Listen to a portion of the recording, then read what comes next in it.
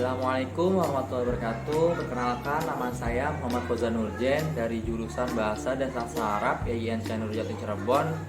Di sini saya ingin menyampaikan sebuah materi tentang ilmu badi, muhassinat lafziyah dan muhassinat ma'nawiyah. Sebelum masuk ke muhassinat ma'nawiyah dan lafziyah, kita mengenal dua terlebih dahulu ya.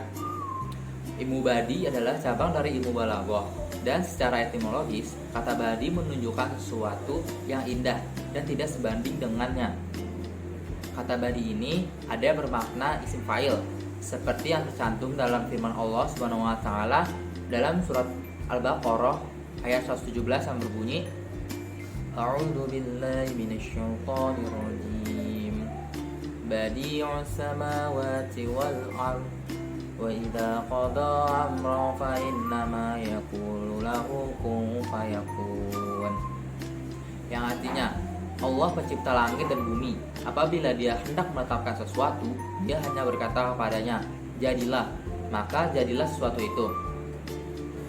Dan secara terminologis, seperti yang dikatakan oleh Imam Akhdari dalam Muhammad Anwar Ilmu Badi adalah ilmun ya'rifu bihi wujuhul tahsinil kalam ba'da ra'ayah al-mutawafah wa waduhu dalalah. Yang artinya ilmu untuk mengetahui cara membentuk kalam atau kalimat yang indah sesudah memelihara kesesuaian atau dengan situasi dan kondisi dan kejelasan maknanya. Objek dan tujuan mempelajari ilmu badi adalah objek kajiannya berupa bahasa Arab, dan tujuannya adalah untuk mengetahui keindahan bahasa Arab tersendiri, khususnya untuk mengetahui keindahan Al-Quran dan hadis Nabi Muhammad SAW. Dan ruang lingkup dari ilmu badi ini, ketika kita ingin memperindah kalam, ada dua cara, yaitu muhassinat lafziyah dan muhassinat ma'nawiyah. Muhassinat lafziyah adalah memperindah kalam dari segi lafadznya, sedangkan muhassinat ma'nawiyah adalah memperindah kalam dari segi maknanya. Muhassinat sendiri ini kan cara untuk memperindah kata dari segi kelafaz atau bunyinya ya. Dari muhassinat lafziyah ini terdiri dari jinas, iqtibas, dan as-saja. Apa itu jinas? Jinas adalah penggunaan dua kata yang sama atau mirip satu ungkapan namun berbeda dalam maknanya. Ada dua macam jinas, yaitu jinas tam. Dua kata yang sama pengucapannya dalam 4 hal, yaitu jenis huruf, harokat huruf, jumlah huruf, dan urutan huruf. Dari keempat tersebut ada yang perlu diketahui, bahwa huruf tambahan selain dalam sigot tasrif seperti alif lam ta'rif dan juga harokat terakhir tidak termasuk kategori dari hal tersebut. Yang kedua ada jinas ghair tam, yaitu dua kata yang mirip pengucapannya tetapi tidak sama pada salah satu dari 4 hal, yaitu jenis huruf, harokat huruf, jumlah huruf, dan urutan huruf. Sedangkan iktibas adalah mengutip suatu kalimat dari Al-Quran atau hadis lalu disisipkan ke dalam prosa atau syair tanpa dijelaskan bahwa kalimat yang dikutip tersebut diambil dari Al-Quran dan hadis.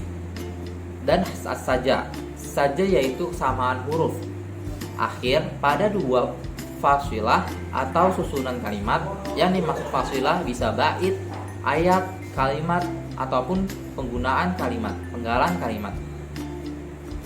Sedangkan muhassinat ma'nawiyah sendiri adalah cara mengindahkan makna dalam suatu ungkapan yang terdiri dari tauriyah, tibak, muqabalah, husnul ta'lil, dan uslub al-hakim.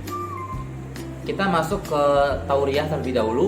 Tauriyah ini adalah mengungkapkan suatu lafaz yang mempunyai dua makna. Pertama, makna dekat yang jelas dan tidak dimaksud. Dan yang kedua, makna jauh dan samar, dan inilah yang dimaksudkan mutakalim.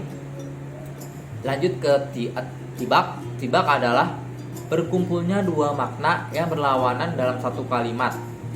Sedangkan muqabalah adalah mengungkapkan dua lafaz atau lebih lalu diiringi dua lafaz lain yang merupakan antonim atau lawan kata, dan dua lafaz pertama dan disebutkan secara beriringan. Selanjutnya husnul ta'lil. Husnul ta'lil adalah pengingkaran seorang sastrawan secara terus-terangan ataupun terpendam tentang alasan suatu peristiwa yang telah dikenal umum. Dan ia mendatangkan alasan lain yang bernilai sastra sesuai dengan tujuan yang ingin dicapainya. Lalu yang terakhir ada uslub al-hakim. Uslub al-hakim adalah gaya bahasa yang disampaikan oleh seorang dalam memberikan jawaban terhadap sebuah persoalan dengan jawaban yang keluar dari topik persoalan. Mungkin penjelasan saya cukup sampai situ saja. Kurang lebihnya mohon maaf. Wassalamualaikum warahmatullahi wabarakatuh.